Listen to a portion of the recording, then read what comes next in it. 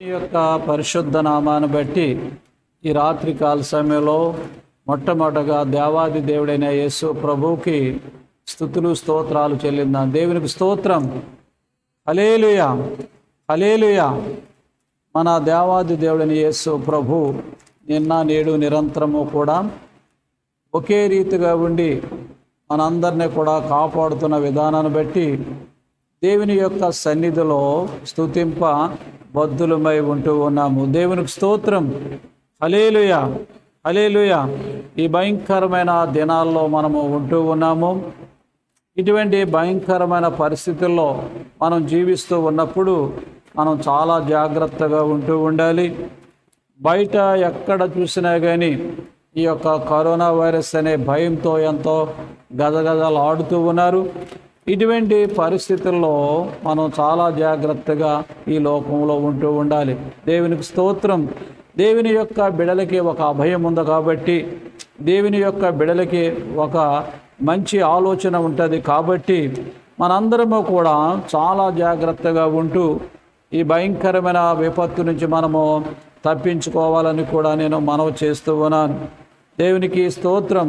హల్లెలూయా, హల్లెలూయా. ఈ రాత్రి కాల సమయంలో కొద్ది నిమిషాలు దేవుని యొక్క వాక్యాన్ని మనం జాగ్రత్తగా ఆలోచన చేద్దాం. చూడండి, యెషయా గ్రంథము 12వ అధ్యాయంలో మొదటి వచనం మనం చదువుకుందాం. చూడండి, యెషయా గ్రంథము 12వ అధ్యాయము మొదటి వచనములో, ఆ దినమున మీరిలాగందురు, యెహోవా నీవు నా మీద కోపపడితివి, నీ కోపము చల్లారెను, నిన్ను స్తుతించుచున్నాను, నీవు నన్ను ఆదరించి ఉన్నావు. దేవునికి స్తోత్రం. హల్లెలూయా. ఎంత చక్కని మాట. ప్రవక్త గారు చాలా చక్కని మాటలు ఇక్కడ తెలియజేస్తూ ఉన్నట్టు కూడా మనము చూస్తూ ఉన్నాము. కోపము చల్లారెను, నిన్ను స్తుతించుచున్నాను, నీవు నన్ను ఆదరించుచున్నావు అని చాలా చక్కగా ఈయన మాటలు ఇక్కడ రచించినట్టు కూడా మనము చూస్తూ ఉన్నామన్నమాట. ఈ యొక్క బైబిల్ గ్రంథంలో యెషయా గ్రంథానికి ప్రత్యేకత కనిపిస్తూ ఉంటుంది. బైబిల్ అంతా కూడా మనం చూసినట్లయితే 66 పుస్తకాలు కనిపిస్తూ ఉంటాయి. ఈ యొక్క యెషయా గ్రంథంలో కూడా 66 పుస్తకాలు మనకి కనిపిస్తూ ఉంటాయి. ఈ రాత్రి కాల సమయంలో ఈ మాటను మనము నిన్ను స్తుతించుచున్నాను అని చెప్తూ ఉన్నాడనమాట. మనము దేవుణ్ణి స్తుతించడం అనేది చాలా ప్రాముఖ్యమైన విషయము. ప్రియ బిడ్డలారా, స్తుతి అనేది చాలా దేవునికి ఇష్టము అన్నమాట. మనందరికీ తెలుసు కదా ఎందుకు స్తుతించాలి అని అంటే, అక్కడ 150వ కీర్తన అంతా కూడా స్తుతిని గుర్చే తెలుస్తూ ఉంటుంది అన్నమాట. ఆయన పరాక్రమ కార్యాలు, దేవుడు ఎటువంటి వాడు, దేవుడు ఎటువంటి కార్యాలు చేశాడు, దేవుడు ఎటువంటి అద్భుతాలు చేశాడు, దేవుని యొక్క గొప్పతనం అంతా కూడా ఆ కీర్తనలో మనకి కనిపిస్తూ ఉంటుంది అన్నమాట. అంటే స్తుతి అనేది దేవునికి చాలా ఇష్టము అనేది మనము మర్చిపోకూడదు ఎప్పుడు కూడా అన్నమాట. ఆ స్తుతి స్తోత్రం అనేది దేవునికి చాలా ఇష్టమైనది అన్నమాట. చూడండి, ఈ రోజుల్లో మనము ఎక్కడికైనా వెళ్ళినా ఒక అధికారి దగ్గరికి వెళ్ళామనుకోండి, ఆ యొక్క వ్యక్తి యొక్క మన్నన పొందాలంటే, అతన్ని ప్రేమపాత్రుడుగా మనం అవ్వాలి అంటే అతన్ని ఏం చేయాలంటే పొగడాలి అన్నమాట.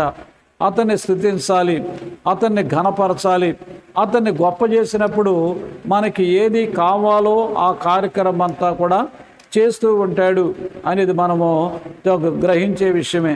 అదే రకంగా అంతకంటే ఎక్కువగా దేవాది దేవుడని యేసు ప్రభు నిన్ను నన్ను కూడా సృష్టించాడు కాబట్టి, నిన్ను నన్ను కాపాడుతూ ఉన్నాడు కాబట్టి, నిన్ను నన్ను పోషిస్తూ ఉన్నాడు కాబట్టి, నిన్ను నన్ను కూడా కాపాడే దేవుడు కాబట్టి, అటువంటి దేవుణ్ణి మనం ఎప్పుడూ కూడా ఖచ్చితంగా స్తుతిస్తూ ఉండాలి అన్నమాట.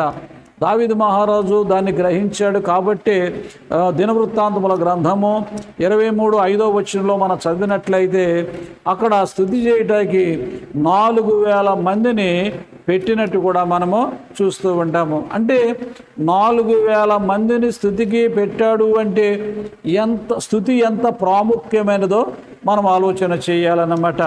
స్తుతి ఎంత గొప్పదో మనం జాగ్రత్తగా ఆలోచన చేస్తూ ఉండాలి. ప్రియ బిడ్డలారా, ప్రతి ఒక్కరూ కూడా దేవుణ్ణి స్తుతించడం అనేది చాలా ప్రాముఖ్యమైన విషయము అనేది మనము మర్చిపోకూడదు అన్నమాట. ఎందుకంటే స్తుతులలో నివాసం చేస్తూ ఉంటాడు కాబట్టి. స్తుతులంటే దేవాది దేవుడైన యేసు ప్రభువుకి చాలా ఇష్టము కాబట్టి స్తుతి అనేది దేవుణ్ణి పొగడటం కింద మనకు వస్తూ ఉంటుంది అన్నమాట. దేవుని యొక్క గొప్పతనాన్ని మనం తెలియజేస్తూ ఉంటాం, దేవుడు ఎటువంటి వాడో తెలియజేస్తూ ఉంటాము, దేవుని యొక్క కార్యాలు అన్నీ మనం కూడా తెలియజేస్తూ ఉంటాము. దేవుడు చేసిన పనులన్నీ కూడా మనము స్తుతిస్తూ ఉన్నప్పుడు, కొనియాడుతూ ఉన్నప్పుడు దేవాది దేవుడైన యేసు ప్రభు ఎంతో సంతోషిస్తూ ఉన్నట్టు కూడా మనము చూస్తూ ఉన్నాం. అందుకనే అది తెలిసిన దావీదు మహారాజు 4,000 మందిని ప్రత్యేకంగా అనునిత్యము కూడా స్తుతిస్తూనే ఉండాలి అన్నమాట. ఎంత చక్కని ఆలోచన చూడండి ప్రియ బిడ్డలారా. అంటే ఎటువంటి పరిస్థితులు ఉన్నా కానీ స్తుతి అనేది ప్రాముఖ్యము అనేది దావీదు మహారాజు గ్రహించి 4,000 మందిని ఏర్పాటు చేసి స్తుతించమని కూడా ఆయన అక్కడ ఏర్పాటు చేసినట్టు కూడా మనము చూస్తూ ఉంటామన్నమాట. కీర్తనకారుడు అంటాడు 9వ కీర్తన 1లో మనం చదివినట్లయితే 1వ వచనంలో, నా పూర్ణ హృదయంతో నేను యెహోవాను స్తుతించేదను అంటూ ఉన్నాడు అన్నమాట. ఏదో మామూలుగా చేయటము కాదు ప్రియ బిడ్డలారా, మామూలుగా ఉండటము కాదు ప్రియ బిడ్డలారా, మనము పూర్ణ హృదయముతో అన్నమాట. అంటే మన యొక్క మనసంతా కూడా, మన యొక్క ఆలోచన అంతా కూడా, మన యొక్క తలంపులంతా కూడా మనము పూర్ణ హృదయంతో, ప్రభువా నువ్వు తప్ప మాకు ఎవ్వరూ లేరు ప్రభువా, నీవు తప్ప మాకు ఎవ్వరు కూడా ఏమీ చేయరు ప్రభువా, నీవే మా జీవితానికి సమస్తానికి ఆధారభూతుడు ప్రభువా అని మనం దేవుణ్ణి స్తుతించాలి. మనల్ని ఆదరింపబడాలి అనంటే, ఆదరణ కావాలి అంటే అనునిత్యము కూడా దేవుణ్ణి మనం స్తుతించే బిడలగా పూర్ణ హృదయంతో. చాలామంది ఏంటి స్తుతించడం అంటే ఆదివారం రావటము, ఏదో కాసేపు అందరితో ఉంటూ ఉన్నాము వెళుతున్నాము అంటే కాదు ప్రియ బిడ్డలారా. మనము ఎప్పుడు కూడా మన జీవితాల్లో ఎప్పుడూ కూడా చూడండి 113వ కీర్తనలో మనము ఆ మాట మనం చూస్తూ ఉంటాం. సూర్యోదయము మొదలుకొని సూర్యాస్తమయము వరకు కూడా ఆయన నామము, యెహోవా నామము స్తుతి నొందదగినది. అంటే చూడండి ఎంత గొప్ప మాట. సూర్యోదయము మొదలుకొని సూర్యాస్తమయము వరకు కూడా స్తుతి నొందదగినది అనేది మనము చూస్తూ ఉంటాము అన్నమాట. దేవునికి స్తోత్రం, హల్లెలూయా. ఎంత చక్కగా కీర్తనాకారుడు మాట్లాడుతూ ఉన్నాడు. అంటే మనము లేవగానే కళ్ళు తెరిచాము అంటే ఏం చేయాలి? మన జీవితాల్లో మనము కళ్ళు తెరిచామంటే ఏం చేయాలి? దేవుణ్ణి స్తుతిస్తూ ఉండాలి ప్రియ బిడ్డలారా. దేవుణ్ణి స్తుతిస్తూ ఉండాలి, ఆరాధిస్తూ ఉండాలి, కొనియాడుతూ ఉండాలి. మన జీవితాల్లో ఎప్పుడూ కూడా ఎటువంటి పరిస్థితులైనా కానీ దేవుణ్ణి స్తుతించే బిడలుగా మనం ఉంటుండాలి. సూర్యోదయము మొదలుకొని సూర్యోదయం మొదలుకొని ఏం చేస్తూ ఉంటారు? చాలామంది రకరకాల పనులు పెట్టుకుంటూ ఉంటారు, రకరకాల ఆలోచనలు పెట్టుకుంటూ ఉంటారు, రకరకాల తలంపులతో ఉంటూ ఉంటారు. కానీ కీర్తనాకారుడు అన్నాడు సూర్యోదయం మొదలుకొని సూర్యాస్తమయం వరకు అంట. అంటే మనము 24 అవర్స్ కూడా ఏం చేయాలి? దేవుణ్ణి స్తుతిస్తూ ఉండాలి. ఎలా కుదురుతుందండి? ఇది ఎలా చేయగలమండి అని చాలామంది అనవచ్చు ప్రియ బిడ్డ. ప్రతినిత్యము ఏ పని చేస్తూ ఉన్నా కానీ దేవుణ్ణి స్తుతిస్తూ మనం చేసుకుంటూ ఉండాలి. ఇంటి పని చేసుకుంటున్నావా? నీకు స్తోత్రం నాయనా, స్తుతులు నాయనా అని ఆ పని చేసుకుంటూ ఉండాలి. వంట చేస్తూ ఉన్నప్పుడు కూడా నీకు స్తుతులయ్యా, నీకు స్తోత్రం అనాలి. టిఫిన్ చేసుకుంటున్నప్పుడు కూడా నీకు స్తుతులు. అంటే ప్రతినిత్యము కూడా ఏ పని చేసుకున్నప్పుడు కూడా ప్రతినిత్యము కూడా స్తుతి అని మనము పని చేసుకుంటూ ఉన్నప్పుడు దేవాది దేవుడిని యేసు ప్రభు సంతోషిస్తూ ఉంటాడు, ఆనందిస్తూ ఉంటాడు ప్రియ బిడ్డలారా. అందుకనే సూర్యోదయం మొదలుకొని అని అంటూ ఉన్నాడు అన్నమాట. చాలామంది ఏం చేస్తూ ఉంటారు? ఏదో ఒకసారి దేవుణ్ణి జ్ఞాపకం చేసుకుంటాడు, తర్వాత ఆయన మర్చిపోతూ ఉంటారు అన్నమాట. ఆ రకంగా మన జీవితాల్లో ఎటువంటి పరిస్థితుల్లో కూడా ఉండకూడదు. ఇక్కడ ఏమన్నాడు? నిన్ను స్తుతించుచున్నాను, నీవు నన్ను ఆదరించి ఉన్నావు. ఆదరణ పొందాలి అంటే, ఆదరణ పొందుకోవాలి అంటే పరిస్థితులు మారాలి అంటే మనము స్తుతించడమే ప్రాముఖ్యమైన విషయము అనేది మనం ఎప్పుడూ కూడా మర్చిపోకూడదు ప్రియ బిడ్డలారా. అందుకనే 30వ కీర్తన 12వ వచనంలో అన్నాడు, యెహోవా నా దేవా నిత్యము నిన్ను నేను స్తుతిస్తాను అంటూ ఉన్నాడు. స్తుతుల మీద ఆసీనుడవయ్యే దేవుడు మన దేవుడు అన్నమాట. స్తుతి అంటే ఒక భక్తుడు అన్నాడు కుర్చీ అన్నమాట. ఇది అంటే నువ్వు స్తుతిస్తూ ఉన్నప్పుడు దేవాది దేవుడైన యేసు ప్రభు ఆ కుర్చీలో వచ్చి కూర్చుంటాడు అన్నమాట. మనము స్తుతిస్తూ ఉన్నప్పుడు, ఆరాధిస్తూ ఉన్నప్పుడు, కొనియాడుతూ ఉన్నప్పుడు దేవాది దేవుడైన యేసు ప్రభు ఆ యొక్క స్తుతి అనే కుర్చీ మీదకి వచ్చి కూర్చుని మన యొక్క స్థితిగతులన్నీ చూస్తూ మనల్ని ఆదరించే దేవుడు అనేది మనం ఎప్పుడూ కూడా మర్చిపోకూడదు ప్రియ బిడలారా. అంటే మనం ఎప్పుడూ కూడా స్తుతించే బిడలుగా ఉండాలి. కష్టం వచ్చినా స్తుతించాలి, వేదన వచ్చినా స్తుతించాలి, బాధ వచ్చినా స్తుతించాలి, ఆకలి అయినా స్తుతించాలి, లేకపోతే రోగమైన స్తుతించాలి, కరోనా అయినా స్తుతించాలి, అననుకూల పరిస్థితులు ఉన్న అనారోగ్యమైన ఏ పరిస్థితులైనా కానీ పరిస్థితులు మారుతూ ఉండొచ్చు, కానీ స్తుతి అనేది ఎప్పుడు కూడా మారకూడదనే దావీదు మహారాజు 4000 మందిని అక్కడ ఏర్పాటు చేసుకుంటాం కూడా మనం చూస్తూ ఉన్నాము అన్నమాట. మన కుటుంబ జీవితాల్లో మనము ఎంత సమయం దేవుణ్ణి స్తుతింపగలుగుతూ ఉన్నాము, లేకపోతే వ్యక్తిగత జీవితంలో మనం దేవుణ్ణి స్తుతింపగలుగుతూ ఉన్నామా? మనము స్తుతించినప్పుడు ఆదరింపబడతామో అనేది కూడా మనం ఎప్పుడూ కూడా మర్చిపోకూడదు ప్రియ బిడ్డలారా. ఎవరైతే స్తుతిస్తూ ఉంటారో, ఎవరైతే దేవుణ్ణి కొనియాడుతూ ఉంటారో వాళ్ళని దేవాది దేవుడైన యేసు ప్రభు ఆదరిస్తూ ఉన్నట్టు కూడా మనము చూస్తూ ఉన్నాము. దేవునికి స్తోత్రం. హల్లెలూయా, హల్లెలూయా. ఈ భయంకరమైన విపత్తుల్లో, ఈ భయంకరమైన పరిస్థితుల్లో మనము అనునిత్యము కూడా దేవుణ్ణి స్తుతిస్తూ ఉన్నప్పుడు, దేవుణ్ణి కొనియాడుతూ ఉన్నప్పుడు, ఇంత భయంకరమైన పరిస్థితుల్లో కూడా దేవుడు ఏం చేస్తూ ఉంటాడంటే ఆదరణ దయచేస్తూ ఉంటాడు అన్నమాట. అందరూ కూడా కంగారు పడుతూ ఉంటారు, అందరూ కూడా భయపడుతూ ఉంటారు, అందరూ కూడా రకరకాలుగా ఉంటారు. కానీ ఎవరైతే స్తుతిస్తూ ఉంటారో వాళ్ళ ధైర్యంగా ఉంటూ ఉంటారు. ఎందుకంటే నా యేసయ్య ఉన్నాడు, ఎటువంటి పరిస్థితుల్లో కూడా ఆయన నన్ను విడిచిపెట్టడు, నన్ను కాపాడుతాడు అనే ఒక స్తుతించినప్పుడు నీకు గొప్ప ఆదరణ కలుగుతూ ఉంటుంది. ప్రియ బిడ్డలారా, మీరు ఆలోచన చేయండి జాగ్రత్తగా. అది యొక్క తెలిసిన బిడలు ఎటువంటి పరిస్థితుల్లోనూ కూడా స్తుతి చేయటం మానరు. అందుకని స్తుతి చేయుట యథార్థవంతుల కంట శోభస్కరము అని మనం చూస్తూ ఉంటాం అన్నమాట. ఎవరు స్తుతిస్తారు అని మనం చూసినట్లయితే యెషయా గ్రంథంలో అంటాడు కదా, ఆయన చక్కని మాట హిజ్కియా గారు మాట్లాడుతూ చాలా 38:19 సజీవులు సజీవులే కదా నిన్ను స్తుతించుచున్నాము అంటున్నాడు అనమాట. అంటే ఎవరైతే బ్రతికి ఉంటారో, అంటే మనము స్తుతించలేదు అంటే చనిపోయినతో సమానం అన్నమాట. అనే స్తుతించట్లేదు అంటే మనము బ్రతికి వ్యక్తులు అన్నమాట. బ్రతక లేని వ్యక్తులము కాదు, ఇక్కడ బ్రతకకుండా చనిపోయిన వారితో సమానము అన్నమాట. ఆలోచన చేయండి, సజీవులు సజీవులే కదా అంటున్నాడు. అంటే బ్రతికున్న ప్రతి ఒక్కరూ కూడా ఏం చేయాలి? దేవాది దేవుడైన యేసు ప్రభువుని స్తుతిస్తూ ఉండాలి. ఎటువంటి పరిస్థితుల్లో మనము స్తుతిని ఆపకూడదు ప్రియ బిడ్డలారా. నువ్వు స్తుతిస్తూ ఉన్నప్పుడు దేవాది దేవుడైన యేసు ప్రభు మన జీవితాల్లో గొప్ప అద్భుతాలు చేస్తూ ఉంటాడు, గొప్ప కార్యాలు చేస్తూ ఉంటాడు, గొప్ప అద్భుతాలు జరగటానికి కూడా అవకాశం ఉంటుంది. యెహోషువ గ్రంథంలో మనం చూస్తూ ఉంటాము, వీళ్ళు చక్కగా ఐగుప్తు బానిసత్వంలోంచి వస్తూ ఉన్నారు, ఎర్ర సముద్రాన్ని దాటారు, రకరకాలుగా యోర్దాను నది దాటారు, ఎన్ని మన్నాన్ని తినుకుంటూ వస్తూ ఎన్నో అద్భుతాలు చేసుకుంటూ ఉండొచ్చున్నారు. కానీ ఒక భయంకరమైన విపత్తు వచ్చిందనమాట. ఎరికో చాలా పెద్దది అన్నమాట, చాలా ప్రాకారం గల పట్టణము, చాలా చక్కని గోడలు ఉన్నాయి, అక్కడ ప్రాకారాలు ఎక్కువగా ఉన్నాయి. అవి పొడగొట్టాలి అంటే చాలా కష్టము ప్రియ బిడ్డలారా. ఎటువంటి పరిస్థితుల్లోనూ కూడా చాలా కష్టంగా ఉంటుంది అన్నమాట.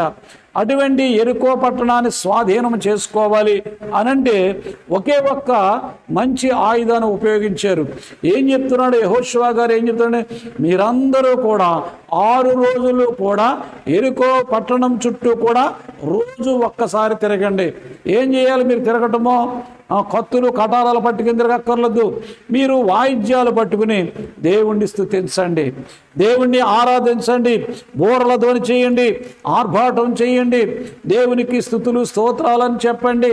అయా మా దేవుడు గొప్ప దేవుడని, దేవుణ్ణి స్తుతులు స్తోత్రాలని గంభీర తాళముతో మీరందరూ కూడా స్తుతిస్తూ ఆరాధిస్తూ ఏం చేయాలి అంటే ఎరుకో చుట్టూ కూడా తిరగండి అని చెప్తూ ఉన్నాడు అన్నమాట. ఎంత చక్కని మాట చూడండి.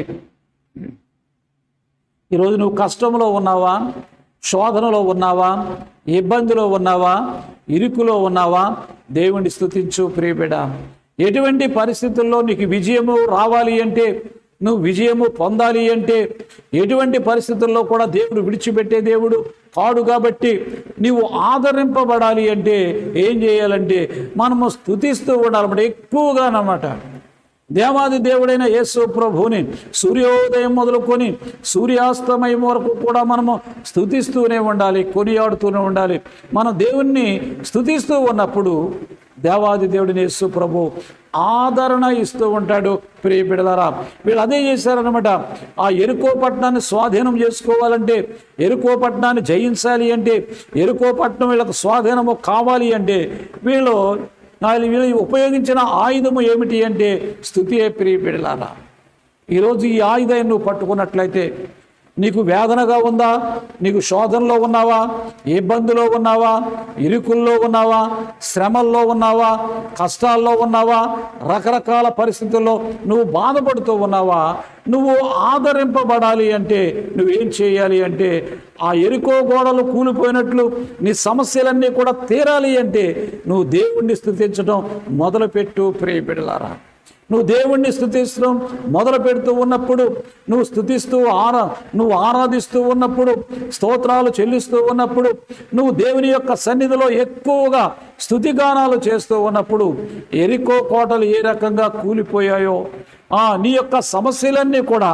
ప్రతి ఒక్క సమస్య కూడా, ప్రతి ఒక్కటి కూడా తీరిపోతూ ఉంటుంది. ప్రియ బిడ్డలారా, ఆలోచన చేయండి. మన దేవుడు ఎంత గొప్ప దేవుడో మీరు ఆలోచన చేయండి. ప్రియ బిడ్డలారా, చూడండి 20వ వచనంలో మనం చూసినట్లయితే 6:20వ వచనంలో, యాజకులు బూరలు ఊదగా ప్రజలు కేకలు వేసిరి. ఆ బూరల ధ్వని వినినప్పుడు ప్రజలు ఆర్భాటముగా కేకలు వేయగా ప్రాకారం ఎక్కి పట్టణమును పట్టుకొనిరి. దేవునికి స్తోత్రం. హల్లెలూయా, హల్లెలూయా. ఎంత గొప్ప చూడండి. ప్రాకారం అంతా కూడా కూలిపోయింది. ప్రియ బిడ్డలారా, ప్రాకారం ఎక్కారు, అందరూ కూడా అందరిని సంహరించారు, మొత్తం స్వాధీనపరచుకున్నట్టు కూడా, ఎరుకో పట్టణాన్ని స్వాధీనపరచుకున్నట్టు కూడా మనం చూస్తూ ఉంటాం. ఏ ఒక్క ఆయుధము ఉపయోగించకుండా స్తుతుల ద్వారా ఏమైందంటే ఎరుకో గోడలు కూల్చివేసినట్టు కూడా మనం చూస్తూ ఉంటాము. అవును, నీ సమస్య ఎరుకో గోడల్లాగా ఉన్నాయా? నీ యొక్క శోధన ఎరుకో గోడల్లాగా ఉన్నాయా? నీ యొక్క వ్యాధి ఎరుకో గోడల్లో ఉన్నాయా? నీ యొక్క సమస్యలు ఆ రకంగా కఠినంగా కనిపిస్తూ ఉన్నాయా? భయపడవలసిన పని లేదు. దేవుని స్తుతించు, దేవుణ్ణి ఆరాధించు, దేవుణ్ణి కొనియాడు. ప్రభువా, నువ్వు తప్ప నాకెవరు చేస్తారు? ప్రభువా నువ్వు తప్ప నన్ను ఎవరు విడిపిస్తారు? ప్రభువా నీవు తప్ప మా జీవితాల్లో ఈ వైరస్ నుంచి ఎవరు విడిపించగల సమర్థులు లేరు ప్రభువా అని దేవుని మనం స్తుతిస్తూ ఆరాధిస్తూ ఉన్నప్పుడు కూడా ఎటువంటి వైరస్ కూడా నేనేమీ చేయలేదు. ప్రియ బిడ్డలారా, ఎటువంటి శోధన నుంచైనా కానీ దేవాది దేవుడైన యేసు ప్రభు విడిపిస్తూ ఉంటాడు, కాపాడుతూ ఉంటాడు. చూడండి, ఎంతో నిరాశతో, నిస్పృహతో, ఎంతో వేదనతో ఉన్న వాళ్ళ జీవితాల్లో ఒక్క స్తుతి ద్వారా ఎరుకో పట్టణాన్ని స్వాధీనపరుచుకున్నారు. దేవునికి స్తోత్రం. హల్లెలూయా. మనము కూడా మన జీవితాల్లో ఏమి జరగట్లేదు అనుకుంటున్నామో, ఏ కార్యాల కోసం ఎదురు చూస్తూ ఉన్నావో, ఏ పనులు జరగాలని చూస్తూ ఉన్నావో, ఉద్యోగం కోసం చూస్తూ ఉన్నావా, వ్యాపారం కోసం చూస్తున్నావా, ఆరోగ్యం కోసం చూస్తూ ఉన్నావా, ఇల్లు కట్టుకోవాలని చూస్తున్నావా, వివాహం కావాలని చూస్తూ ఉన్నావా, రకరకాల ఏమేమి కావాలని నువ్వు కోరుకుంటున్నావో అవన్నీ కూడా జరగాలి అంటే నువ్వు చేయవలసిన పనల్లా ఒకే ఒక్క పని. దేవుణ్ణి స్తుతించినప్పుడు, దేవుణ్ణి ఆరాధించినప్పుడు, దేవుణ్ణి కొనియాడుతూ ఉన్నప్పుడు దేవాది దేవుడైన యేసు ప్రభు ఎటువంటి పరిస్థితుల్లోనూ కూడా విడిచిపెట్టకుండా ఆయన కాపాడుతూ ఉంటాడు, కరుణిస్తూ ఉంటాడు అనేది నువ్వు మర్చిపోకూడదు ప్రియబిడ్డలారా. ఆదరణ అంటే అదన్నమాట. అంటే ఎంతో వేదనతో ఉన్న, అయ్యో స్వాధీనపరుచుకుంటామో లేదో అని ఎంతో వేదనతో ఉన్న ఇశ్రాయేలు జనాంగానికి స్తుతిస్తూ ఉన్నప్పుడు, ఆరాధిస్తూ ఉన్నప్పుడు చాలా ఈజీగా అన్నమాట, చాలా చక్కగా యెరికో పట్టణాన్ని ఏ రకంగా స్వాధీనపరిచాడో నీ ప్రతి సమస్యను కూడా తీర్చి నీకు ఆదరణ ఇవ్వబోతూ ఉన్నాడు. దేవునికి స్తోత్రం, హల్లెలూయా. ఎంత గొప్ప దేవుడో చూడండి ప్రియ బిడ్డలారా. ఈ రాత్రి కాల సమయంలో దేవాది దేవుడైన యేసు ప్రభు నిన్ను విడిచిపెట్టే దేవుడు కాడు ప్రియ బిడ్డలారా. ఆదరించే దేవుడు మనకున్నాడు అనేది నువ్వు మర్చిపోకూడదు. ఎటువంటి పరిస్థితుల్లో ఆదరణ ఎవరికి కావాలి? అసలు ఆదరణ ఎవరికి కావాలి? కష్టాల్లో ఉన్నవాడికి కావాలి, ఇబ్బందుల్లో ఉన్నవాడికి కావాలి, భయంలో ఉన్నవాళ్ళకి కావాలి, వ్యాధుల్లో ఉన్నవాళ్ళకి కావాలి, కరోనా వైరస్తో ఉన్న బిడ్డలకు కావాలి, రకరకాల పరిస్థితుల్లో ఉద్యోగం చేస్తున్న బిడ్డలకి, రకరకాల పరిస్థితుల్లో ఉన్న బిడ్డలకి అన్నమాట. అంటే వివాహాలు కావాల్సిన బిడ్డలకు ఆదరణ కావాలి, సంతానం లేని బిడ్డలకి ఆదరణ కావాలి. ఇలాగ అనేక మంది సతమతమవుతున్న బిడ్డలకు ఆదరణ అనేది కావాలి ప్రియ బిడ్డలారా. దేవునికి స్తోత్రం, హల్లెలూయా. ఎంత గొప్ప దేవుడో మీరు ఆలోచన చేయండి ప్రియ బిడ్డలారా. అందుకని చూడండి, ఆదికాండము 50వ అధ్యాయంలో మనం చూస్తాము, 21వ వచనంలో మనం చదివినట్లయితే, యోసేపు ఆదరించి వారితో ప్రీతిగా మాట్లాడెను అన్నాడు. ఎవరికి ఆదరణ ఇచ్చాడంటే, భయపడుతూ ఉన్నారు, కంగారు పడుతూ ఉన్నాడు. తండ్రి చనిపోయాడు కదా, యోసేపు ఏం చేస్తాడో, యోసేపు మమ్మల్ని చంపేస్తాడేమో, యోసేపు మమ్మల్ని బ్రతకనివ్వడేమో, యోసేపు ఐగుప్తులో మమ్మల్ని పాతి పెట్టేస్తాడేమో అని అన్నలు ఎంతో వేదనతో ఉన్నారన్నమాట. అవును, మన జీవితాల్లో కూడా అటువంటి పరిస్థితులు, అంటే మన జీవితాల్లో కూడా ఈ జరుగుతున్న సమస్యలను బట్టి, ఈ శోధనలను బట్టి, ఇబ్బందులు బట్టి, ఇరుకులను బట్టి మనము భయకంపితులు అవుతూ ఉన్నప్పుడు అటువంటి బిడ్డలకి ఆదరణ కావాలి. అటువంటి భయంకరమైన పరిస్థితుల్లో ఏం చేస్తున్నాడు? యోసేపు చక్కగా దగ్గరికి పిలిచి ఆదరించి ప్రీతిగా మాట్లాడుతూ, మన యేసయ్య కూడా అటువంటి వాడే ప్రియ బిడ్డలారా. నువ్వు స్తుతిస్తూ ఉన్నప్పుడు, ఆరాధిస్తూ ఉన్నప్పుడు, కొనియాడుతూ ఉన్నప్పుడు నీ యొక్క కష్టము బాధ పోగొట్టే విధంగా ఆయన ప్రీతిగా మాట్లాడి ఆదరించే దేవుడు అనేది నువ్వు ఎప్పుడూ కూడా మర్చిపోకూడదు ప్రియ బిడ్డలారా. దేవునికి స్తోత్రం, హల్లెలూయా. ఎంత గొప్ప దేవుడో మీరు జాగ్రత్తగా ఆలోచన చేయండి ప్రియ బిడ్డలారా. స్తుతుల్లో ఉన్న శక్తి నువ్వు తెలుసుకున్నట్లయితే, స్తుతుల్లో ఉన్న గొప్ప కార్యాలు నువ్వు తెలుసుకున్నట్లయితే దేవుణ్ణి స్తుతించకుండా ఉండలేమో ప్రియ బిడ్డలారా. ఎన్ని కష్టాలు వచ్చినా, ఎన్ని ఇబ్బందులు వచ్చినా, ఎన్ని ఇరుకులు వచ్చినా, ఎటువంటి పరిస్థితుల్లోనూ కూడా నువ్వు స్తుతించినప్పుడు వెంటనే నువ్వు ఆదరణ పొందుతూ ఉంటావు ప్రియ బిడ్డలారా. ఎటువంటి పరిస్థితుల్లో కూడా దేవుడు విడిచిపెట్టే దేవుడు కాడు అని నువ్వు మర్చిపోకూడదు అన్నమాట. ఎటువంటి పరిస్థితుల్లో ఆయన నిన్ను ఆదరించే దేవుడు ఉన్నాడు అని ఒక మంచి ధైర్యంతో ఆయన స్తుతిస్తూ ఉండాలి, ఆరాధిస్తూ ఉండాలి, కొనియాడుతూ ఉండాలి. అది తెలిసిన దావీదు మహారాజు 4000 మందిని, ఎందుకంటే రాజ్యము సురక్షితముగా ఉండాలి అంటే, రాజ్యము సంతోషంగా ఉండాలి అంటే, రాజ్యము క్షేమముగా ఉండాలి అంటే, రాజ్యము ఆర్థిక పరిస్థితులు లేకుండా ఉండాలంటే, రాజ్యంలో యుద్ధాలు లేకుండా ఉండాలంటే, రాజ్యము సంతోషంగా నెమ్మదితో ఉండాలి అంటే, ఎప్పుడు కూడా రాజ్యంలో స్తుతి అనేది, మందిరములో స్థుతి జరుగుతూనే ఉండాలి. కంటిన్యూగా జరుగుతూ ఉన్నప్పుడు ప్రజలందరూ కూడా సంతోషంగా ఆదరింపబడతారని ఒక మంచి ఆలోచనతో ఆ యొక్క స్థుతి చేయటానికి ఆయన ఏర్పాటు చేసినట్టు కూడా మనము చూస్తూ ఉన్నమాట. మన జీవితాల్లో కూడా ఉదయాన్నే లేచి దేవుని స్తుతించినప్పుడు ఆ రోజంతా కూడా సంతోషంగా ఉంటాము, ఆ రోజంతా కూడా ఆనందంగా ఉంటాము, ఆ రోజంతా కూడా ఎటువంటి పరిస్థితుల్లోనూ కూడా ఏ విధమైన కానీ కంగారు లేకుండా, ఏ విధమైన భయం లేకుండా మనము ఆదరింపబట్టాను కూడా అవకాశం ఉంటుంది ప్రియ బిడ్డలారా. దేవునికి స్తోత్రం, హల్లెలూయా, హల్లెలూయా. ఎంత గొప్ప దేవుడో చూడండి. ఋతు గ్రంథంలో కూడా ఒక మాట చూస్తూ ఉంటాం మనము. 2:13 వచనంలో మనం చదివినట్లయితే, నీవు నన్ను ఆదరించి ప్రేమగా మాట్లాడితివి అంటూ ఉన్నాడనమాట. ఎందుకు ఆదరించాడు అని మనం జాగ్రత్తగా ఆలోచన చేసినట్లయితే, రూతు ఎక్కడికి వెళ్ళింది అంటే బోయజు పొలంలోకి వెళ్ళింది. బోయజు పొలంలో ఉంటుంది, బోయజు దగ్గర ఉంటుంది, బోయజు గొప్పతనాన్ని తెలుసుకుంటుంది, బోయజుని స్తుతిస్తుంది. ఒక రకంగా అయితే అయ్యా ఎంత చక్కగా నన్ను ఏరుకొనిస్తూ ఉన్నాడు, ఎంత మంచి ఈ యొక్క మంచి వ్యక్తి ఇతనని ఎన్నో రకాలుగా ఆయన పొగుడుతూ ఉంది. ప్రియ బిడ్డలారా, అవన్నీ తెలిసిన బోయజు ఏం చేస్తూ ఉన్నాడు అనంటే, నీవు నన్ను ఆదరించి ప్రేమగా మాట్లాడితివి అంటూ ఉన్నాడు అన్నమాట. అంటే ఎవరు పొలంలోకి వెళ్తే వేరే వాళ్ళు మాట్లాడరు. నువ్వు యేసు ప్రభుని స్తుతించినప్పుడు, నువ్వు యేసు ప్రభుని ఘనపరిచినప్పుడు, అనునిత్యము కూడా ఆయన సన్నిధిలో మనం ఉంటూ ఉన్నప్పుడు ఖచ్చితంగా ఆయన ఆదరిస్తూ ఉన్నాడు. ఏ యొక్క నిరాదరణగా ఉంది, వేదనతో ఉంది, బాధతో ఉంది, కష్టంతో ఉంది, అయ్యో నా బ్రతికేంటని ఎంతో భయంకరమైన స్థితిలో ఉన్న రూతుని ఆదరించిన ఆ యొక్క బోయజు ఆదరించినట్లు నీ స్థితిగతులు ఒకవేళ ఆ రకంగా ఉన్నాయేమో, నీ పరిస్థితులు ఆ రకంగా ఉన్నాయేమో. బోయజు రూతును ఆదరించిన విధంగా దేవాది దేవుడిని యేసు ప్రభు ఈరోజు నిన్ను ఆదరించబోతూ ఉన్నాడు. ప్రియ బిడ్డలారా, అయితే నువ్వు బోయజు పొలంలోకి రూతు వచ్చిన విధంగా దేవుని యొక్క సన్నిధికి వచ్చి నువ్వు స్తుతించి ఆరాధించినప్పుడు దేవుడు ఎటువంటి పరిస్థితుల్లోనూ కూడా విడిచిపెట్టకుండా నిన్ను కాపాడుతూ ఉంటాడు, కరుణిస్తూ ఉంటాడు అనేది మనము మర్చిపోకూడదు. ఈ రాత్రికాల సమయంలో దేవుని యొక్క వాక్యం అంటే, నా ప్రియ కుమారి, ప్రియ కుమారుడా, అక్కడ ప్రవక్త అయిన యెషయా గారు అంటూ ఉన్నాడు. చాలా చక్కని మాట ఉపయోగిస్తూ ఉన్నాడు అన్నమాట. నేను నిన్ను స్తుతించుచున్నాను, నీవు నన్ను ఆదరించి ఉన్నావు అంటూ ఉన్నాడు.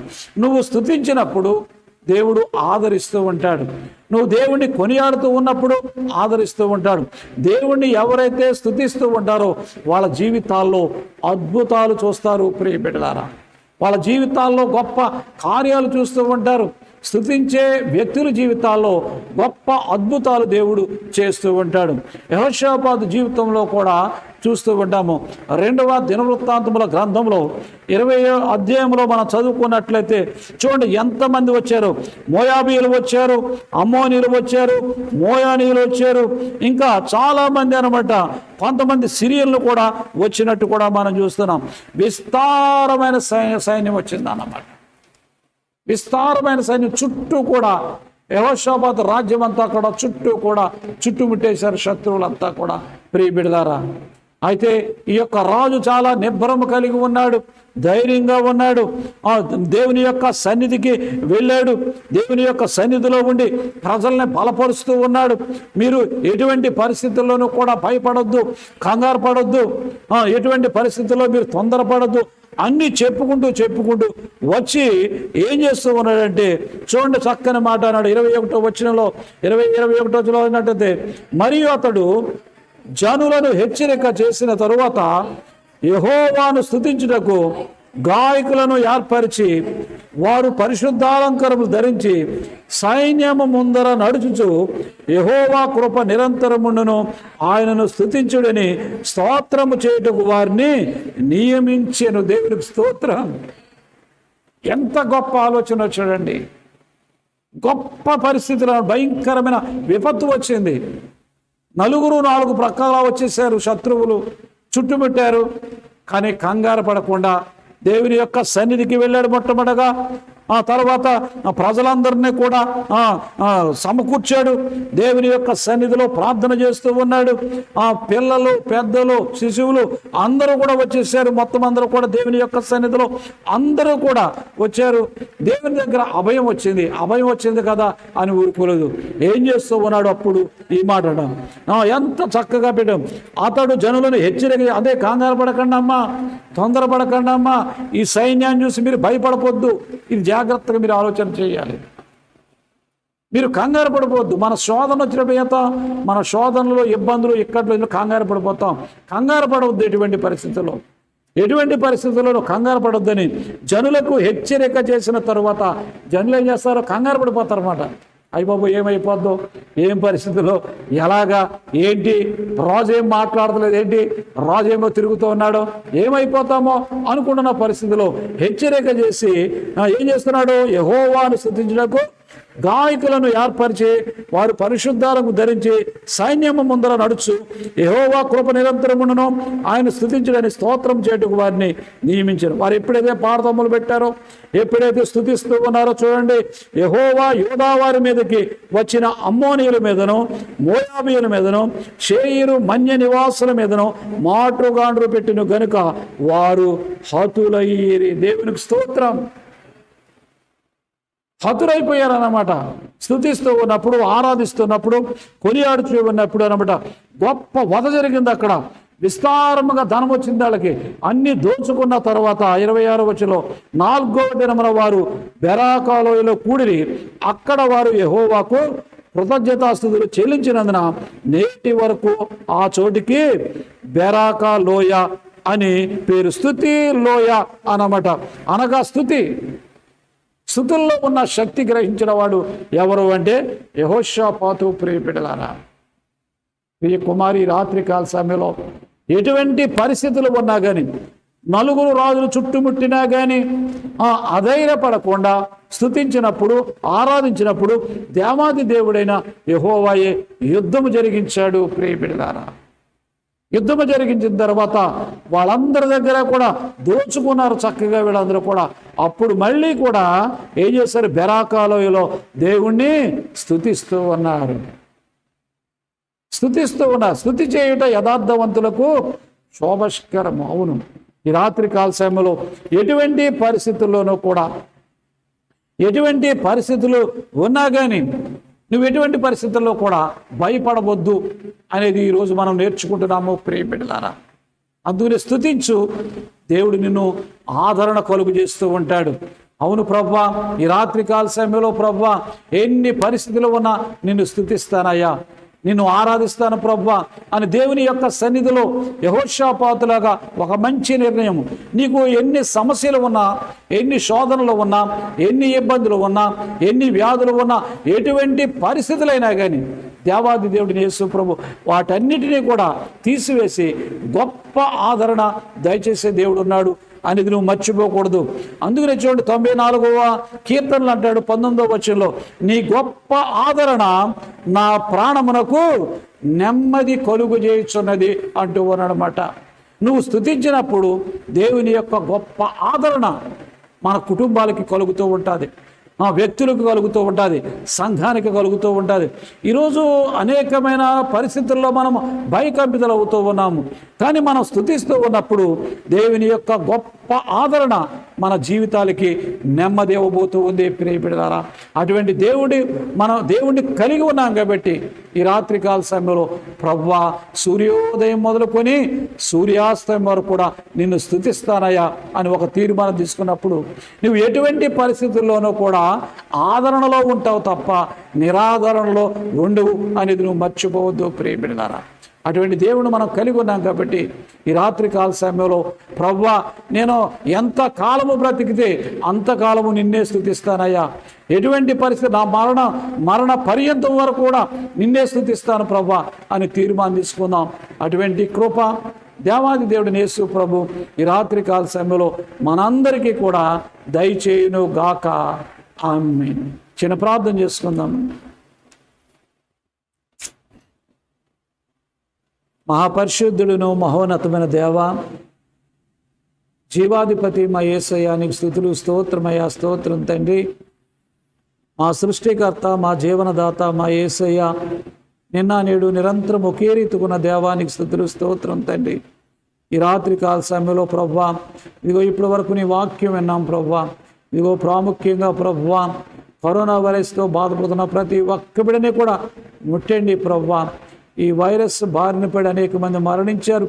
ఆ కుటుంబాలన్నిటికీ కూడా ఆదరణ దయచేయండి ప్రభువా. అయ్యా నువ్వు ఆదరించే దేవుడు అని కూడా మేము నమ్ముచున్నాం. అందుకనే నిన్ను స్తుతిస్తూ ఉన్నాము, ఆరాధిస్తూ ఉన్నాం ప్రభువా. అయ్యా బిడ్డలందరినీ కూడా ఆదరించండి ప్రభువా. ఒకని తల్లి ఒకని ఆదరించినట్లు ప్రభువా ఆ బిడ్డలందరినీ కూడా మమ్మల్ని కూడా ఆదరించండి ప్రభువా, ఆదరించి నీ కృప చూపించండి ప్రభువా. ప్రతి కుటుంబాన్ని కూడా ఆదరించండి అయ్యా. నీ స్తుతులు స్తోత్రాలు చెల్లిస్తూ ఉన్నాం ప్రభువా. ఈ రాత్రి కాల సమయంలో ప్రతి కుటుంబాన్ని కూడా నీ హక్కును చేర్చుకోండి ప్రభువా. అయా తండ్రి, విచారంలో కొట్టివేసి నీ ఆదరణతో నింపి మహిమ ఘనత ప్రభువా మీరే పొందవలసిందని యేసు పరిశుద్ధ నామములో అడుగుచున్నాం తండ్రి, ఆమేన్. అందరికీ వందనాలు.